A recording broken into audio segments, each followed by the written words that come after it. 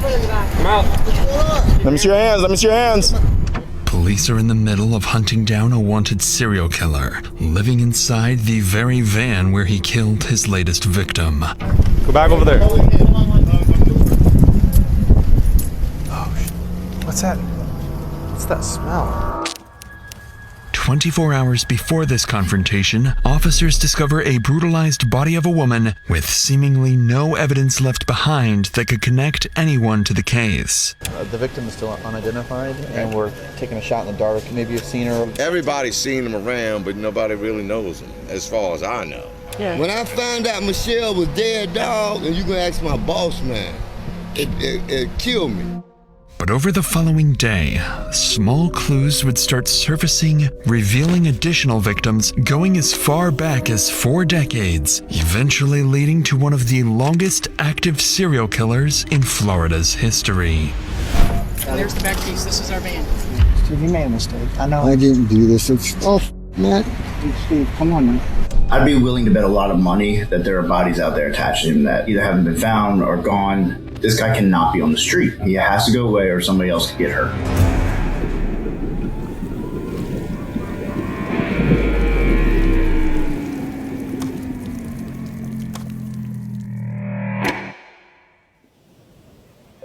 It's around 2 p.m. in Marathon, Florida. Near Vaca Cut Bridge, families enjoy a quiet afternoon until, just off the side of the road, a fisherman notices a strong, overwhelming odor. As he steps closer, he sees something so gruesome, he immediately calls 911. Within moments, Florida officers arrive, and it wouldn't be long before the entire lake area would need to be evacuated.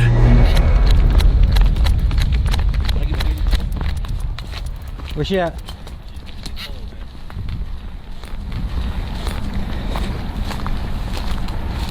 $5112, rigor set in.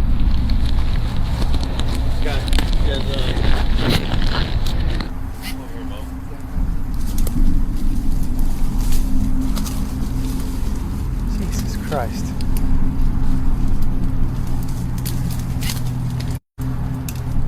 On the ground lies an unidentified woman, unclothed and already beginning to stiffen. From what officers can tell, she's been here for several hours. The current near Vaca Cut Bridge is exceptionally strong, with a history of fatal accidental drownings. At first, officers believed this could be another one of those cases, but as they flip her over, that assumption would quickly fade. Okay. We'll move her a little bit, and then Edie, if you want to take your pictures as we're rolling so that if there's anything that falls or moves, because what I'm looking at is this stick right here. Okay. Need a hand? Looks like she was dragged by this hand.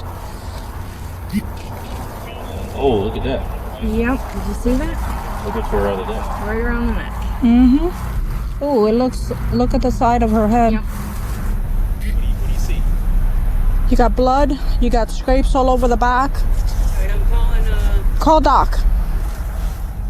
As they examine the body closer, they notice strangulation marks on her neck, blood, and signs of trauma, all pointing to a violent assault. With a potential homicide on their hands, officers call in the on-duty detective, while others begin evacuating the area immediately. Before the detective arrives, officers at the scene continue trying to identify the victim, only to realize it won't be that simple. Anybody recognize her? You know who she is? Mm-mm. Nope. Doesn't appear to be a homeless because she's well kept. She's groomed. I just don't see the clothes. You know what I'm saying?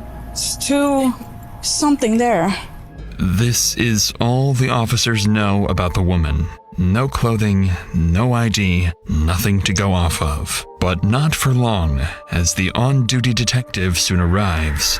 Matt Pitcher is a seasoned undercover detective. He doesn't know it yet, but he's about to take down the town's most dangerous killer. Using a multi-hour interview with Pitcher, we'll break down exactly what he was thinking and the complex forensic methods used to crack a near-perfect homicide. I do not have good luck at Thanksgiving time. It just never seemed to work out for me. And so even coming into this, everybody was kind of joking, oh, be prepared for that call. And so I got the call, and then it's kind of evaluating, well, you put out a little bit of hope that, well, maybe it was just a natural death.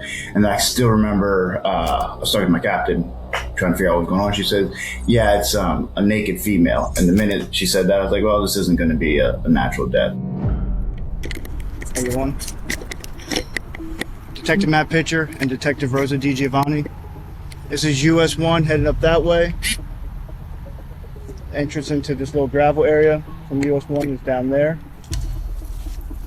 If you pan down here, at the start of what looks to be a Red Bull can, there are tire tracks leading back, as well as tire tracks on this side. And you have a broken branch that's touching the ground. Pulled hair right here. And if you come up at about 10 o'clock into a wooded area, about 10 meters away, the female victim, 2 to 3 feet in front of that is another small chunk of hair. It looks like there is some bleeding in the area of the easiest way to come back would be along there. Suspecting that that's where the suspect went back, we're going to go around another way, preserve evidence. For the first time, the pieces start to come together. As Pitcher walks along the gravel road just off the highway, he spots fresh tire marks, evidence the suspect had been here not long ago. A few feet away, strands of the victim's hair lie scattered, suggesting she was dragged from the road into the forest. Further in, there are clear signs of disturbance. Damaged plants, broken branches, indicating the suspect's vehicle was likely damaged as it sped away, possibly right after dumping the body. And then, something far more significant catches his eye. So, there were a bunch of like small trees, that kind of thing. You have this dirt road, but then as I'm walking along the path, that's the first thing that struck me was, so there was a little tree, and it kind of had, how you can tell when something's freshly broken, right? The limb hasn't died or anything like that when you're talking about a tree, and it was just kind of hanging there. And so that got me looking at it, and then sure enough, what looked to be car parts broken off right underneath it, like sitting on the ground right there. And that's kind of one of those ones like, could this be, the suspect vehicle? But even with this small breakthrough, Pitcher still hasn't uncovered the most critical piece of the puzzle, one that suggests this is far from an isolated incident.